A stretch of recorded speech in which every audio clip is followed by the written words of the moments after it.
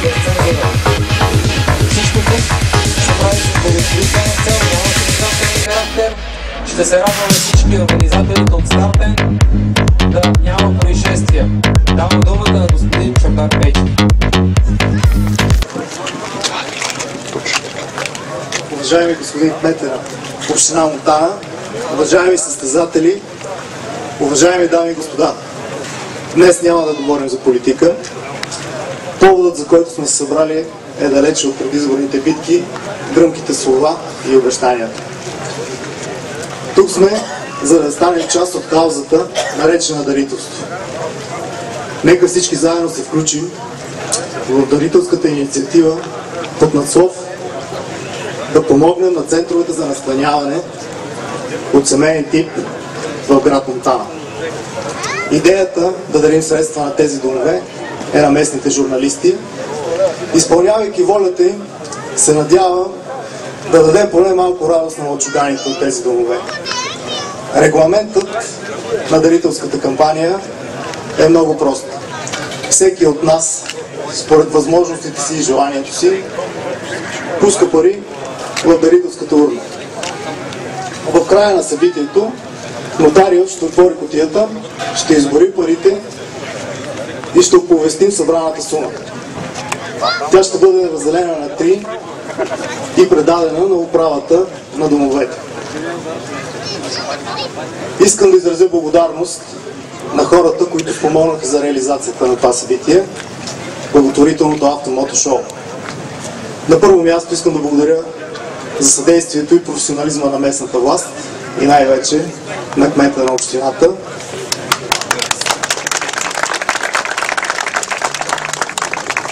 Взаимодействието между нас показва, че когато става въпрос за грижа за хората, ние можем и трябва да се обединяваме и да помагаме. Също така искам да благодаря на Българската федерация по автомобилизъм, на пилотите, без които това събитие нямаше да може да се реализира, и на всички вас, дами и господа, които се присъединихте към нас. Сега, както казва един известен водещ, нека шоуто започне. С това давам старт на дарителската кампания. Също така, преди да чуем шума на двигателите, искам да дам и думата на кмета. Благодаря ти, господин Пейчев. Една чудесна инициатива тази седмица е спортна за Монтана. Цяла България разбра, че е спортна, даже и от чужбина. Вие знаете за какво говоря. Има един голям принцип при спортистите. При нас спортистите, защото аз съм бил такъв, да биеш, за да те уважават. Днешният ден не е подчинен точно от това, че на всяка цена трябва да биеш, но е добре да се представиш добре. Благодаря за тази инициатива, господин Пейчев. Това е благотворително шоу. Това благотворително шоу е за децата от центровете за настаняване от семейен тип. Така че благодаря на всички, които дойдоха и ще участват. Някои от чужбина, които дойдоха, благодаря ти. Специално за това състезание благодаря на Българската федерация по автомобилни спортове. И разбира се, благодаря на БВЦ за тази изключителна инициатива днес.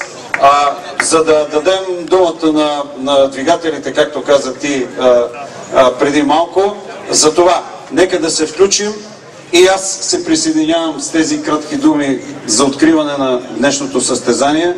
Пазете се и внимавайте, особено по край трасето. На добър час на всички. Включвам се и давам пример с благотворителната акция, защото днес е тежък, дълъг ден до вечера, така че стартирам и аз в тази кампания. На добър час на всички!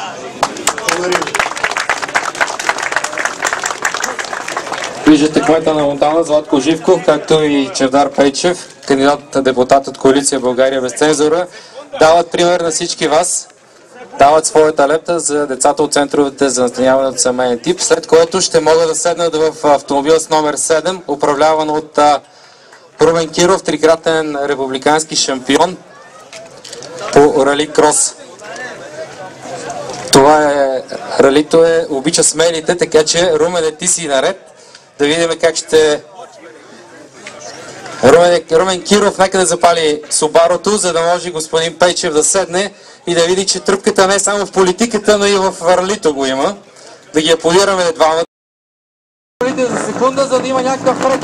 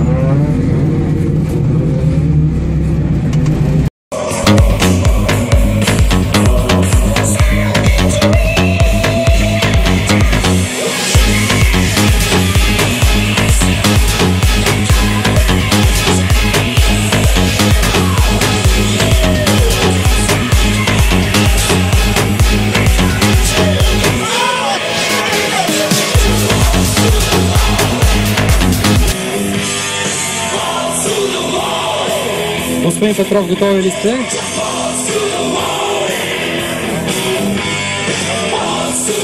И сега нотариус Росен Петров ще отвори кутията с даренията, за да се види каква сума сме събрали тук всички.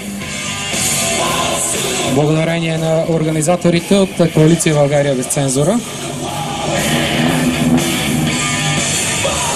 И докато хората си свършат работата и преброят парите, ще дам думата на Александър Атанасов. Знаете, Сашо Мадански, без него не става състезание в региона. Той е и от Коалиция България без цензура, областен лидер на тази партия. Господин Атанасов. Първо благодаря на всички съграждани и гости, които уважиха тази проява и дадоха своята лепта за дарение на някой детски дом, нямам представа. Искам да благодаря на всички състезатели. Много шампиони има между тях, много млади хора, бъдещето на България, хора, които милеят и вместо да висят по дискотеки и барове, правят коли и състезават. Не случайно нашата област, която говоря за автомобилния спорт от 10 години, е мека на автомобилния спорт. Градове като София, Русе, от дисциплините рали-крос, автокрос нямаме равни. Биеме ги тотално.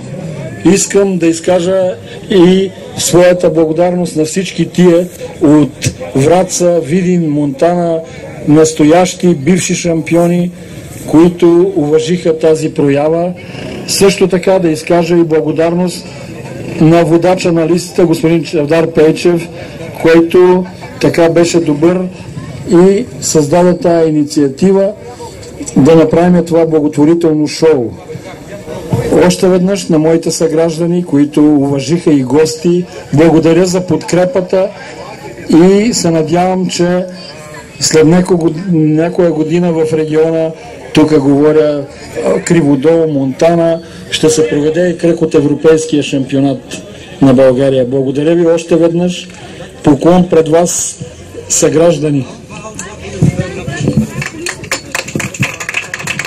И да се надяваме, както се казва от устата на Сашо Атанасов, да някой друг да ни чуе, но господин Пейчев, виждате колко хора тук са се събрали, така че имате право да помогнете за някое състезание, което ще се проведе от тук насетне. Виждате, както каза и Сашо, меката на този спорт е тук, Монтана, в региона.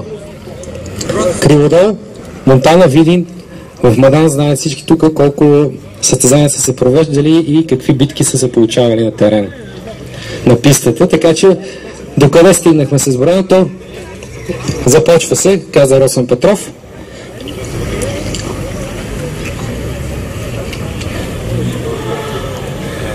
Може и малко музика така за подложка. Надявам се, че всички, които седнаха да... Сумата, която събрахме днес, е 1109 лева. Искам да благодаря на пилотите още веднъж за зрелищното представление, което изнесоха за всички нас. И най-вече на гражданите, чието състрадание сега ще помогне на много деца в домовете. Благодаря ви още един път. Надявам се, се изкарахме до хубаво всички заедно този следобед. Искам да ви уверя, че коалиции от партии България без цензура ще проведат още такива дарителски кампании в областта, а също и така, че вече сме провели такива. Благодаря ви. И аз ви благодаря и само да припомня тук на повечето от вас, че именно състезанията в